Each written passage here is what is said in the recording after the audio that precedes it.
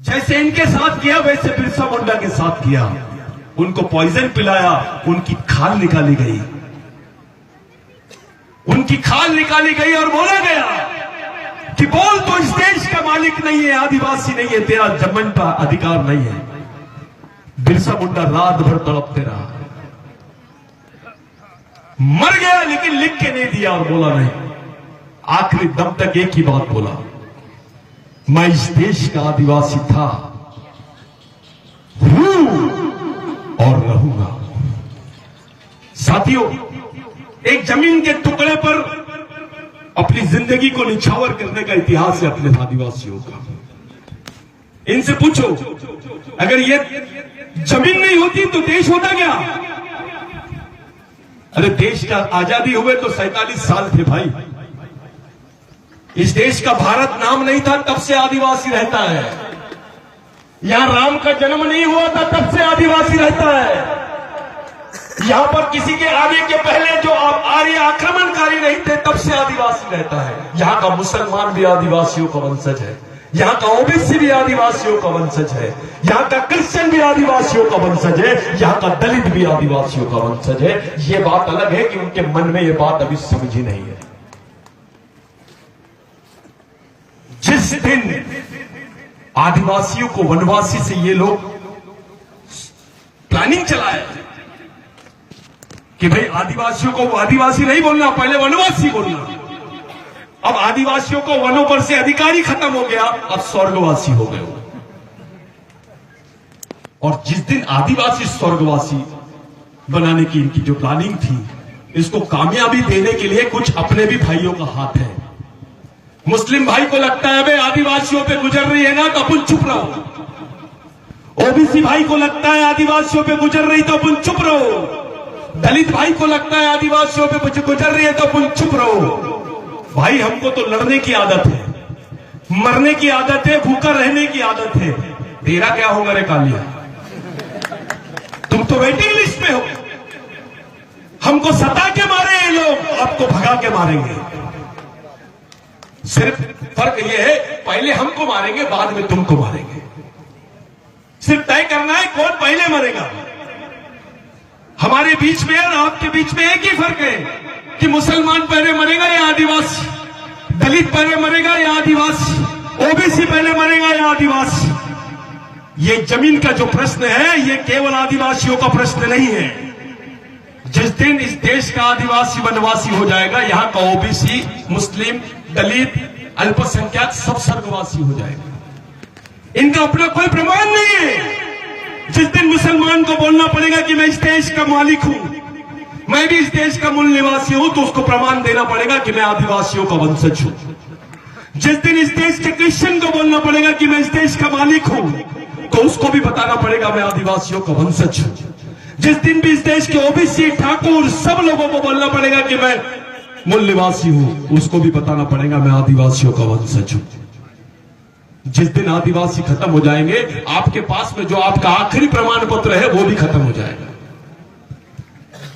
केवल आदिवासियों की बात नहीं है, यह बहुत बड़ा षड्यंत्र है जो 2500 साल से ये पनप रहा है, उसको आखिरी अंजाम तक के इन्होंने लाए हैं।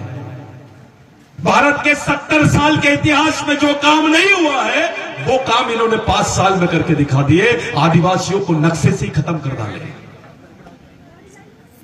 सोचना पड़ेगा, ये राजनीतिक लड़ाई नहीं है, ये सांस्कृतिक लड़ाई भी है, ये आर्थिक लड़ाई भी है, ये सामाजिक लड़ाई भी है और ये राजनीतिक आखिरी में है।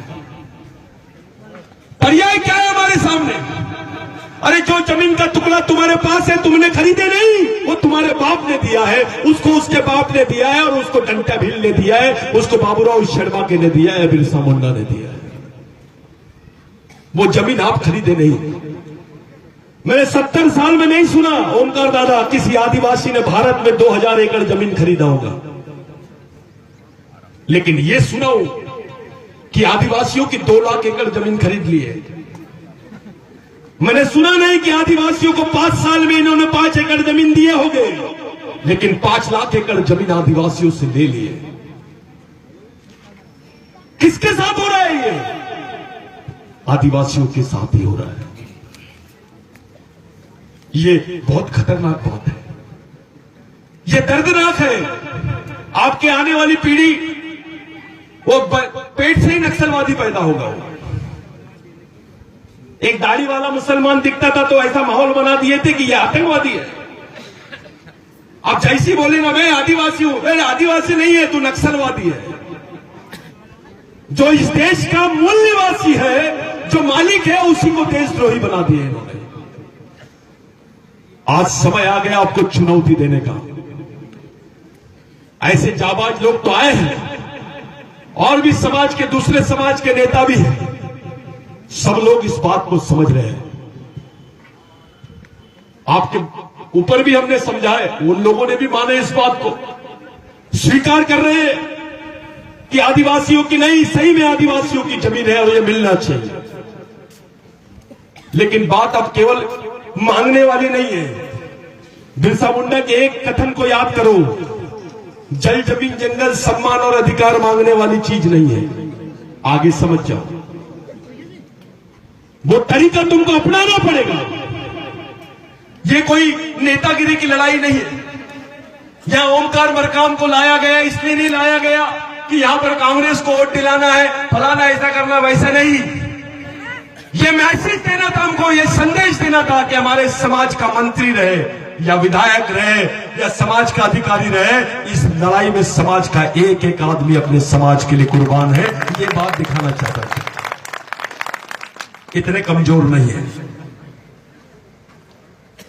एक बिरसा मुंडा था तो वाट लगा दिया था, एक बाबा साहब अंबेडकर था तो वाट लगा दिया था।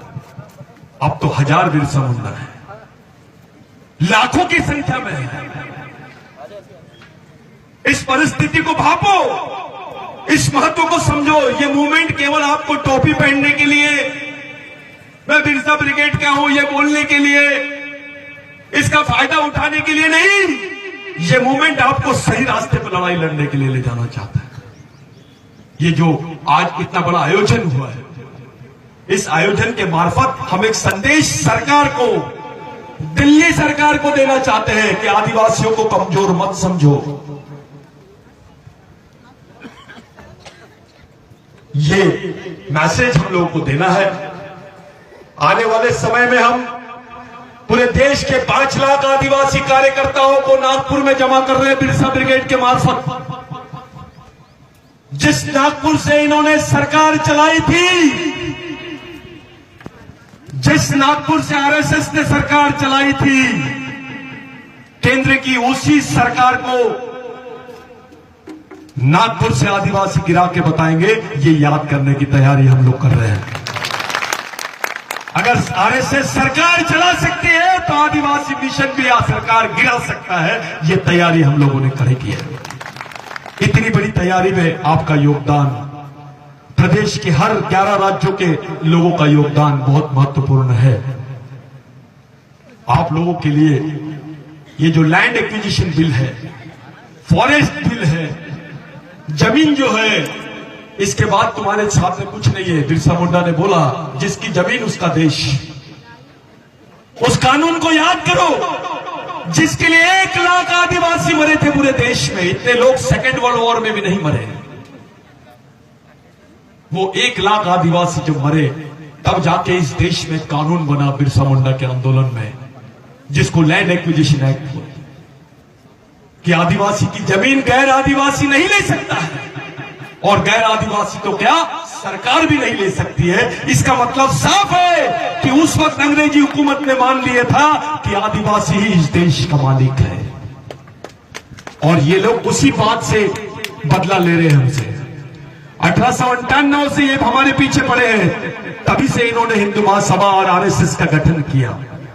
आदिवासी ने कभी किसी ब्राह्मण से दुश्मनी नहीं की, आदिवासी ने किसी जाति धर्म से दुश्मनी नहीं की, आदिवासी ने किसी धर्म विशेष जाति विशेष के लोगों से दुश्मनी नहीं की, सबको गले लगाया। लेकिन आज साथियों, आदिवासियों की गर्दन काटने के चक्कर में है ये। हम गला मिला रहे हैं, इनसे गले से गला मिलाते हैं, ये हमारी गर्दन साफ करने के चक्कर में है।